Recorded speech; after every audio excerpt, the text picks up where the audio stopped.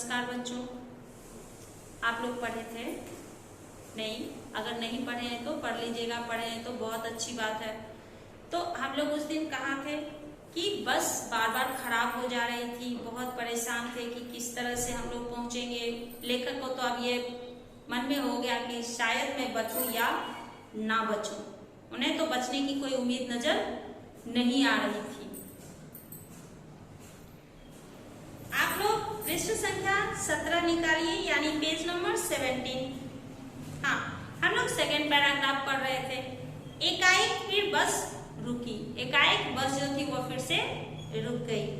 Driver ने तरह तरह की तरकीबें की पर वह चली नहीं। ड्राइवर ने बहुत सारी तरकीब निकाली लेकिन वह बस जो थी वह चली नहीं। तरकीब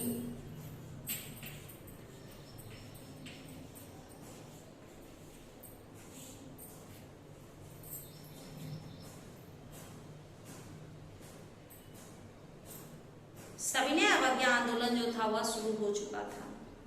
कंपनी के हिस्सेदार कह रहे थे बस तो फर्स्ट क्लास है, यह तो इत्तेफाक की बात है। छीन चांदनी में वृक्षों की छाया के नीचे वह बस बड़ी दयनीय लग रही थी। वह बस इस तरह से खड़ी पड़ी थी, ऐसा लग रहा था कि उसे दयनीय दिख रही थी। लग रहा था वो कुछ मांग रही है, मुझे छोड़ दो। फिर भी लोग उस बस में सफर करते थे, फिर भी कंपनी का हिस्सेदार, कंपनी का सब उस बस को चला रहा था, खींच रहा था किसी भी तरह से। लगता जैसे कोई वृद्धा थक कर बैठ गई हो। हमें ग्लानि हो रही थी कि बेचारी पर लदकर हम चले आ रहे हैं। अगर इसका प्राणांत हो गया तो इस बियाबान में हमें इसकी अंत्येष्टि करनी पड़ेगी। कहते हैं कि अगर इस बेचारी का प्राणांत यानी ये मर जाएगी तो इसी बियाबान जंगल में, इस घनघोर जंगल में, सुनसान जंगल में इसकी अंत्येष्टि यानी दाह संस्कार करना पड़ेगा। प्राणांत,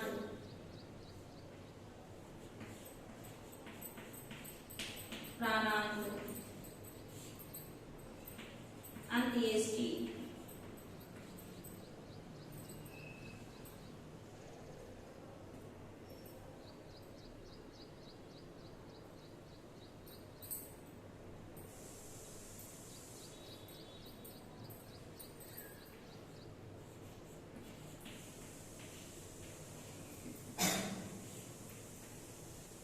अंत्येष्टि करनी पड़ेगी।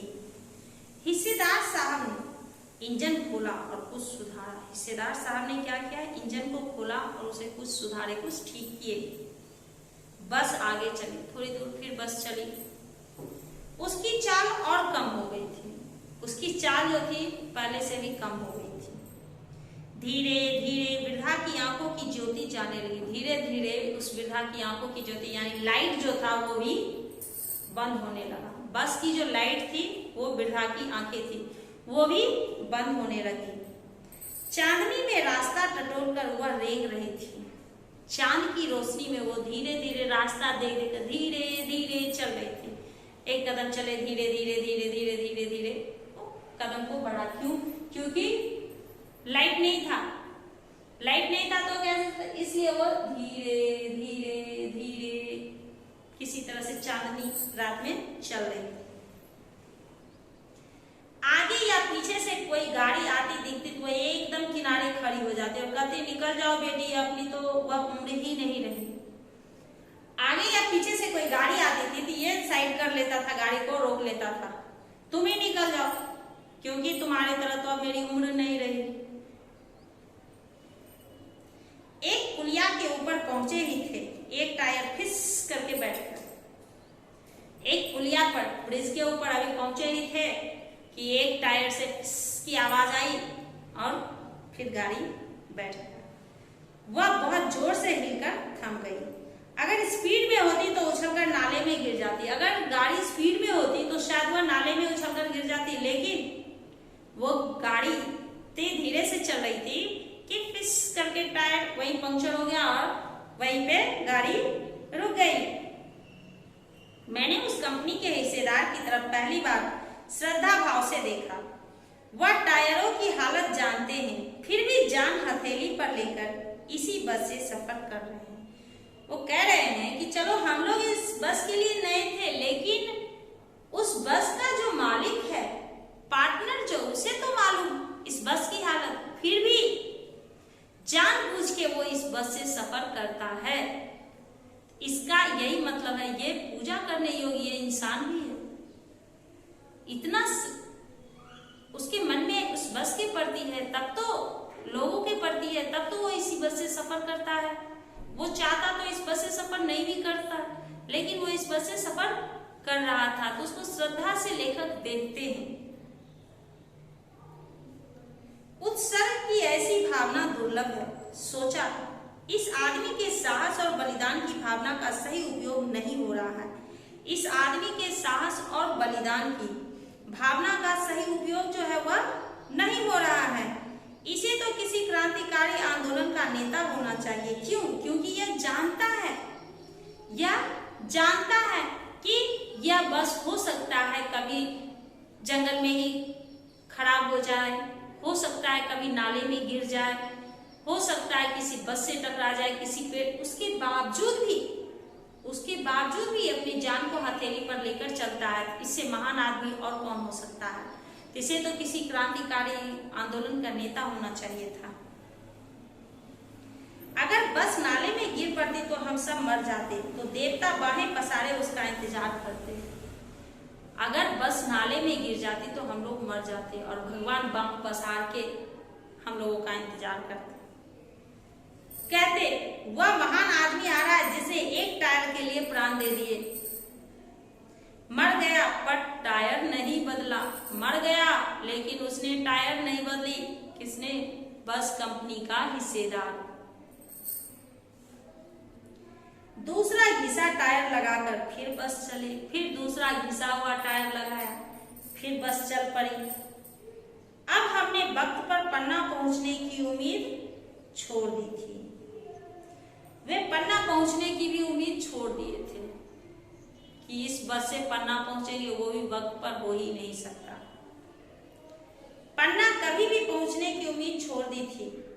पन्ना क्या, कहीं भी कभी भी पहुंचने की उम्मीद वो छोड़ दिए थे। वो पन्ना तो क्या, कहीं भी ना पहुंचने, वो जानते थे कि मैं कहीं भी नहीं पहुंचने वाला। हो सकता है ऊपर जा सकता हूं लेकिन किसी जगह पे नहीं पहुंच सकता, ऐसी उनकी सोच हो गई थी। लगता था जिंदगी इसी बस में गुजारनी है और इससे सीधे उस लोक को प्रयाण कर जाना है। कहते हैं कि लग रहा था जैसे जिंदगी इसी बस में गुजर जाएगी, या फिर यहाँ से सीधे उस लोक में जाना है। किस लोक में? देवता के लोक में जाना है, प्रयाण कर जाना। प्रयाण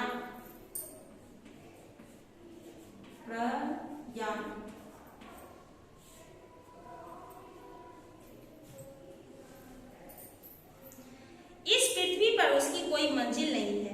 हमारी बेताबी, तनाव जो था वह खत्म हो गया। हम बड़े इत्मीनान से घर की तरफ बैठ गए। चिंता जाती रही, हंसी मजाक चालू हो गया। अब वो एकदम निर्भय हो गए।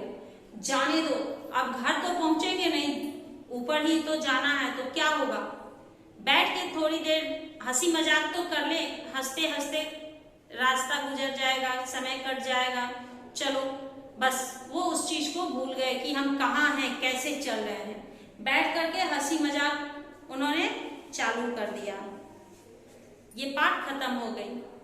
लेखक वहां पहुंचे नहीं, लेकिन पाठ खत्म हो चुका है। चलिए अब हम लोग एक बार कठिन शब्द पढ़ते हैं, फिर प्रश्न उत्तर बताएंगे।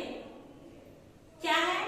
डाकिन, डाकिन, सतना, सतना, श्रद्धा, श्रद्धा, वयोवृद्ध, वयोवृद्ध, हिस्सेदार, हिस्सेदार, अनुभवी, अनुभवी, निमित्त, निमित्त, असहयोग, असहयोग, आंदोलन, आंदोलन, इत्तफाक, इत्तफाक, तरकीब,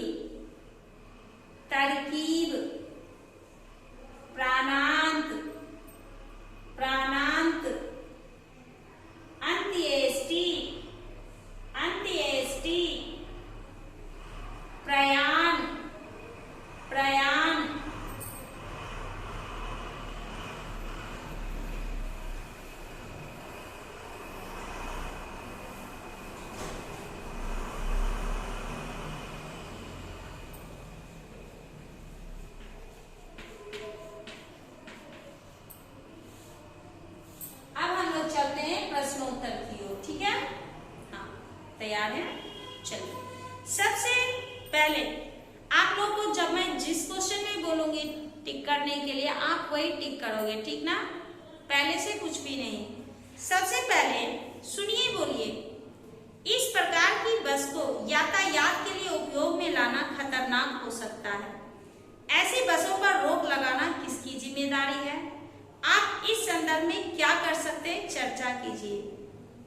तो सबसे पहले इस बस पर रोक लगाना उसकी खुद की जिम्मेदारी है, जो कि यह काम जो उस बस कंपनी का मालिक होता है, जो उस बस कंपनी का मालिक होता है उसे चाहिए कि वो इसे खत्म करे, इस बस को अब छोड़ दे, उसे या तो नया बना दे या फिर उसे छोड़ दे, नई बस चलानी चाहिए।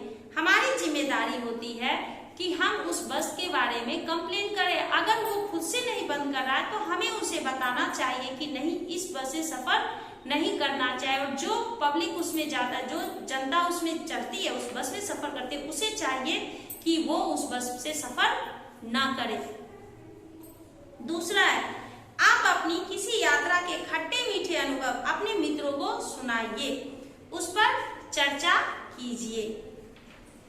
अब आगे पढ़िए। मैंने उस कंपनी के हिस्सेदार की तरफ पहली बार श्रद्धा भाव से देखा।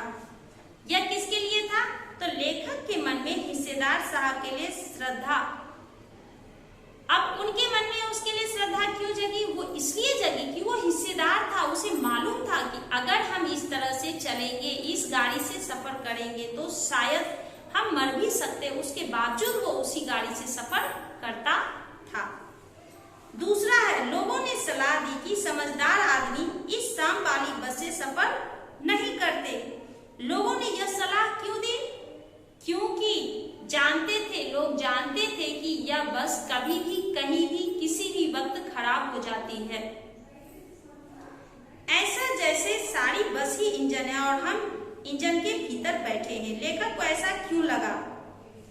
ऐसा क्यों लगा? क्योंकि इंजन वो बार बार बस कभी सीट के ऊपर वो बैठ, ऐसा उन्हें महसूस, इंजन जो था बार बार घर घर घर घर कर रहा था, बहुत तेज आवाज आ रही थी और बहुत ही गर्म हो जाता था, तो उन्हें लगता था जैसे कि वो इंजन के भीतर बैठे हुए हैं। गजब हो गया, ऐसी बस आप अपने आप चलती है। लेखक को यह सुनकर हैरानी क्यों हुई? क्योंकि उन्हें लगा कि ये इतनी पुरानी बस है, इतना टूटा फूटा बस है, ये अपने आप कैसे चलती है, इसलिए उन्हें आश्चर्य हुआ। लेखक पेड़ों को दुश्मन क्यों समझ रहा था? क्योंकि बार बार वो पेड़ आ रहा था, रास्ते सड़क के किनारे था, बस की वजह से इन्हें पेड़ को ये दुश्मन समझ रहे थे, क्योंकि बस सही तरीके से चल नहीं रहा था और इन्हें लग रहा था कि हम उस पेड़ से, मेरी बस जो है वो टकरा जाएगी। लेखक ने ऐसी बस से यात्रा क्यों की? लेखक ने ऐसी बस से यात्रा क्यों की? वो इसलिए की क्योंकि उनके पास समय का अभाव था। इसलिए बस को देखकर लेखक के मन में श्रद्धा क्यों उमड़ पड़ी? ये आपका बहुत इंपॉर्टेंट क्वेश्चन है, इसे आप लोग टिक करोगे, ठीक है? पढ़िएगा 7th, पढ़िएगा 7th, ठीक है? लेखक ने ड्राइवर की तुलना एक क्रांतिकारी नेता से क्यों की? 7 और 8, पढ़िएगा 7 और 8। सविनय अवज्ञा का उपयोग व्यंग्यकार ने किस रूप में किया?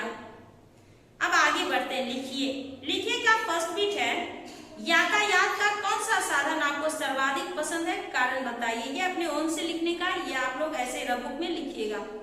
दूसरा, बस के लिए आपके मन में किस प्रकार के भाव उत्पन्न होते हैं? तीसरा, यात्रा के दौरान हमें क्या क्या सावधानियां बरतनी चाहिए? फर्स्ट बिट का सेकेंड थर्ड लिखिए, फर्स्ट बिट का सेकेंड और थर्ड।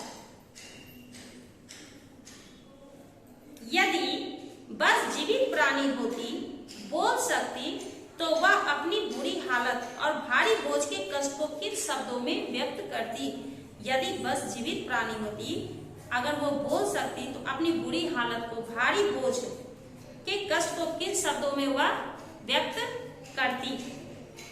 यदि आप इस बस से बिहार यात्रा पर जाते तो आपके मन में क्या क्या विचार उत्पन्न होते। अगर आप इस बस से कहीं घूमने जाते तो आपके मन में किस तरह के विचार उत्पन्न होते।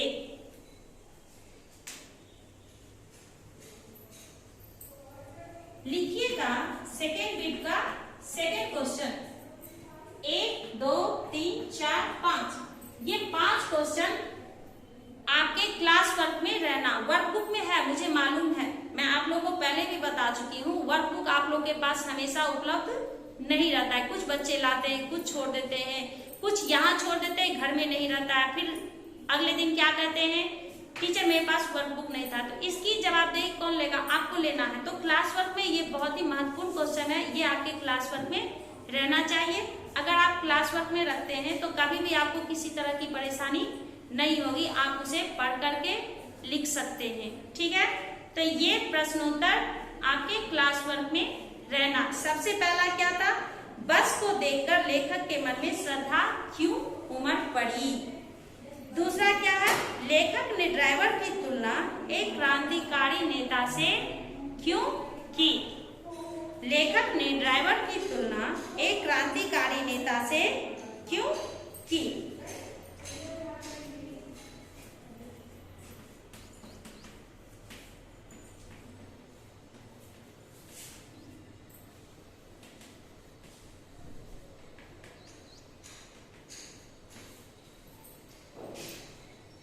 कठिन शब्द लिखने के बाद, कठिन शब्द लिख लेने के बाद ही आप लोग प्रश्नोत्तर लिखिएगा।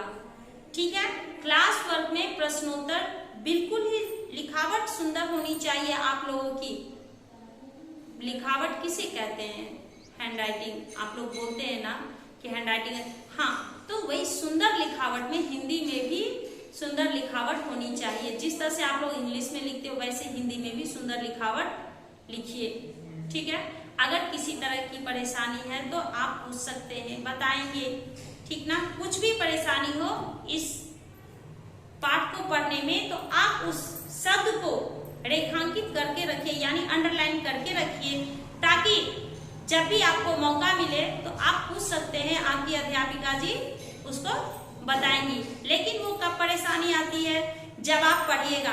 आप पढ़ोगे तब तो आपको पता चलेगा ना कि क्या शब्द ऐसा है जो कि मुझे समझ में नहीं आया, मुझे समझना जरूरी है। तो पहले आपको पढ़ना है, फिर उसे लिखना है। ठीक ना, जब भी प्रश्नोत्तर आप लिखते हो तो उसे पढ़ पढ़ के लिखिएगा, ताकि आपकी समझ में वो आ जाए। ठीक है, अब हम लोग क्या करेंगे कि जब भी आपको पहले टीचर ने बताया कि जब भी आप लिखिए तो पढ़ के लिखिएगा।